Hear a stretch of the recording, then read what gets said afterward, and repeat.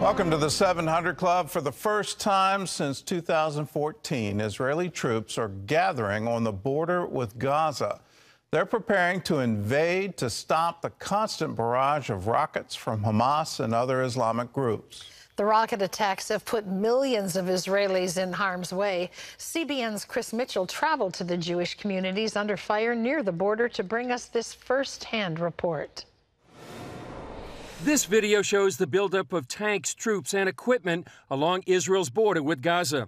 Israel has called up thousands of reservists for what many here believe could be a ground invasion into Gaza after days of constant rocket fire. And we are prepared for any potential scenario as the military, and additional guidance we'll get from the political level. But we'll do whatever is necessary, whatever we can do to make sure that people can sleep in their homes and that what you're seeing here doesn't happen. Since Monday, Hamas and other Palestinian terror groups from the Gaza Strip, about 2 miles behind me, have fired around 2,000 rockets into southern and central Israel. But it's becoming clear Israel is not just fighting these Palestinian groups, but the one who funds, arms, and supports them, the Islamic Republic of Iran. This is a Palestinian Islamic Jihad official boasting of its relationship with Iran. The Mujahideen in Gaza and in Lebanon use Iranian weapons to strike the Zionists. We buy our weapons with Iranian money. An important part of our activity is under the supervision of Iranian experts. I'm not sorry. I'm proud to say that the rockets that are used to pound Tel Aviv have an Iranian signature on them, the signature of Qasem Soleimani. With Iran's support for the terrorists, more than 1 million Israelis are living under the threat of rockets falling at any moment. Put it in park, put it in park. This is the town of Ofakim near the border. Our CBN News crew hit the ground when we heard the red alert alarm. Well, that's what it's like for Israelis down here in southern Israel. We're in a town called Ofakim. We heard the red alert called Seva Adom. We had to stop the car, get out, and just lay on the ground. That's what Israelis have been doing for several days now, and maybe several more, depending on what happens inside the Gaza Strip. Moments later, the siren sounded again, and this time we joined Israelis rushing for the nearest bomb shelter. Naama Gigi shared what life is like with this constant threat. It's terrifying.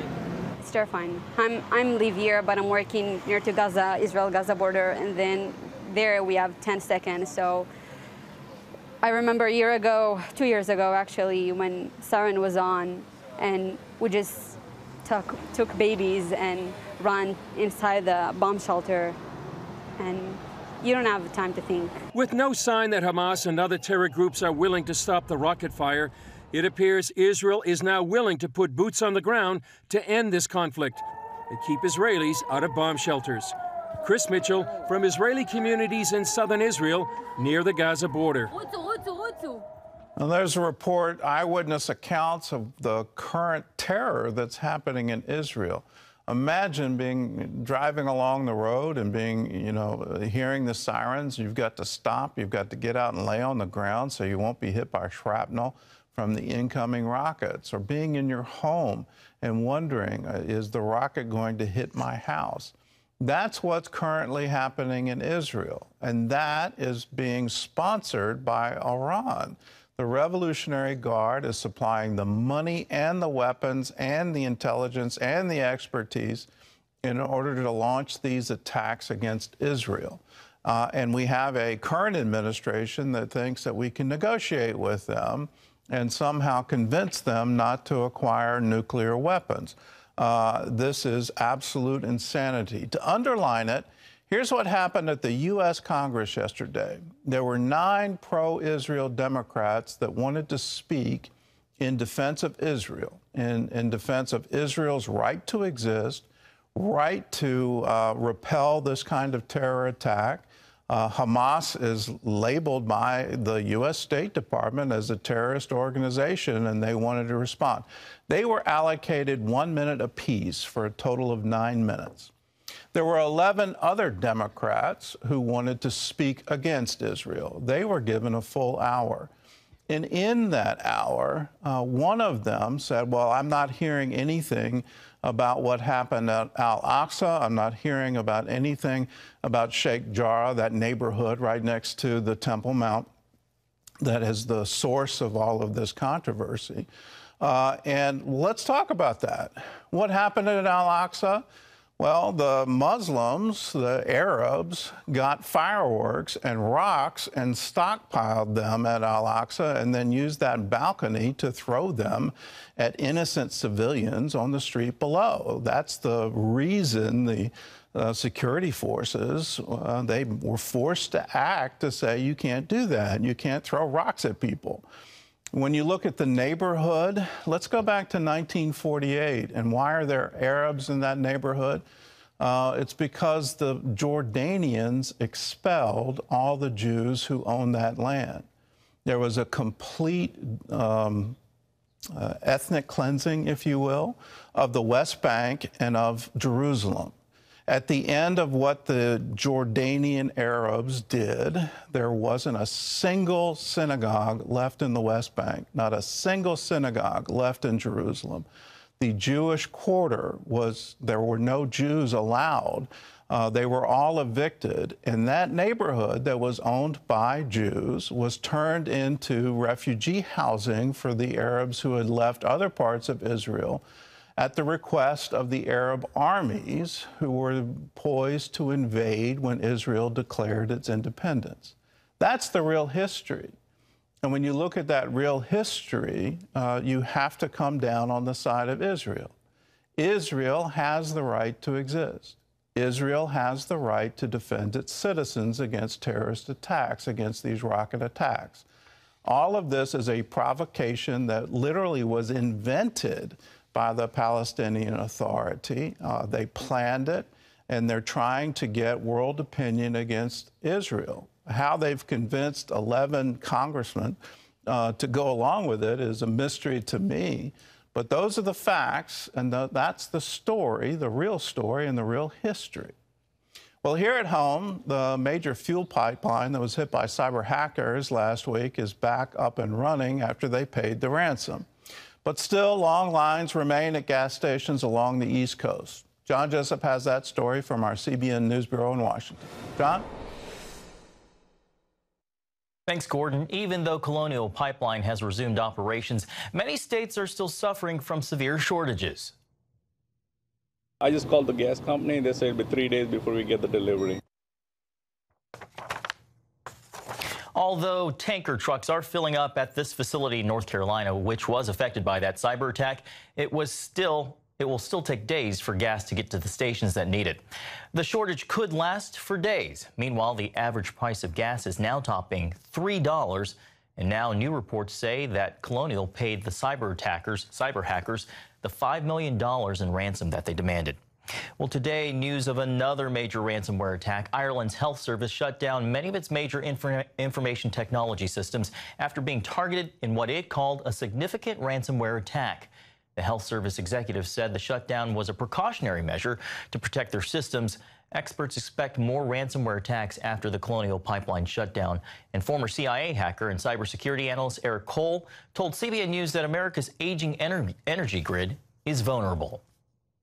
And I wish I could say that Colonial had weaker security than anyone else, but the problems that we saw with Colonial of systems that were outdated and operational systems directly accessible from the internet is present in most of the critical infrastructure across the United States. This is a problem we knew about for years and unfortunately has gone ignored. And other systems could also be hit, like schools, businesses, hospitals, and more. Well, the Secretary of Homeland Security, Alejandro Mayorkas, was on the hot seat on Capitol Hill Thursday over the flood of unaccompanied children at the border. Republican Senator Ron Johnson and others taking him to task. In March of this year, almost 19,000. Last month in April, 17,000 unaccompanied children. Those are the numbers. We can talk about percentages and tripling the numbers since April, but here's the problem. There's the surge, and it is undeniable, and yet you are denying it. And this is as close to open borders as we could possibly have. Mayorkas said the administration dedicated to an orderly, safe, and humane immigration system, and that he absolutely wasn't disappointed that neither President Biden or Vice President Harris have visited the border. Well, a return to normalcy, it's what people have longed for since the start of the COVID pandemic. Now the Centers for Disease Control and Prevention says that moment has finally come if you're fully vaccinated. CBN's Caitlin Burke has this look at the new guidance. We're going to start seeing a lot more smiling faces soon. New CDC guidelines say that fully vaccinated people may now safely participate in indoor and outdoor activities without wearing a mask or social distancing. If you are fully vaccinated, you can start doing the things that you had stopped doing because of the pandemic. We have all longed for this moment when we can get back to some sense of normalcy. I think it's a great milestone, a great day. It's been made possible by the extraordinary success we've had in vaccinating so many Americans so quickly. To date, more than 154 million Americans have received at least one dose of a COVID-19 vaccine. That's about 47% of the population. The CDC director says the new guidance about masks is based on science. Evidence shows the vaccines are strongly protective, even against mutations of the virus. Still, there are some exceptions to the CDC's new recommendations. Masks are still required for anyone riding on buses, trains, or planes, and in hospitals. Experts acknowledge these guidelines are based on the honor system. Anytime you see someone without a mask, the risk is to the unvaccinated individual. So people can choose to take that risk, but science and good data suggest that the smart move is to get vaccinated. According to a new AP poll, a wide variety of Americans from different backgrounds have questions and hesitations about the vaccines. A large number of those who remain unvaccinated say they would need to hear their concerns addressed by a credible source before feeling comfortable with the shot. Kizmikia Corbett is hoping to be that person, especially for the Black community. If I'm going to be a scientist and I'm going to try to create things that help people and benefit human health, then making sure that I translate that to people who are concerned about it seems to be appropriate. Corbett helped lead development of the Moderna vaccine and now spends hours giving plain-spoken answers to counter misinformation. In a recent interview with AP, she pointed out that while the clinical trials may have seemed fast to outsiders, scientists have been working on vaccines for earlier cousins of COVID-19 for the last 6 years.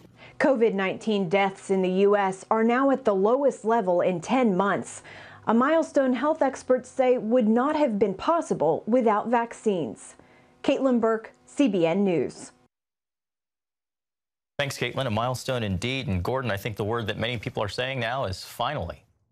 Well, it might be a little too early. I'm not trying to be overly pessimistic here, but I've been vaccinated. I got the Pfizer 2-dose vaccination. I'm now several weeks from that. Depending on what state you live in, I live in the state of Virginia, and Virginia still has a mask policy. So until that changes, you can't go by the CDC guidelines. You need to go by what your state is mandating, particularly for public places. But here's the problem, and here's my concern.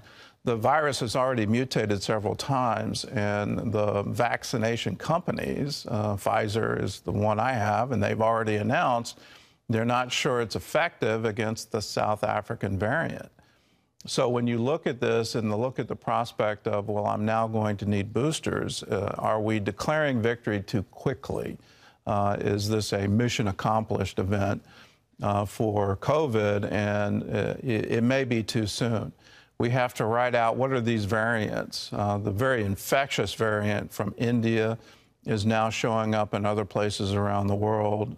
The South African variant's shown up. There's another variant coming out of Brazil. So every time you see a bloom in infections, what's going on is the virus is having chances to mutate. So are we going to be into booster shots? Are we going to be in a COVID nightmare for a period of time? I want to sound a note of caution. It's too early to declare a victory. We've got to walk out these variants and walk out the effectiveness of the vaccination before we can say we're in the all clear.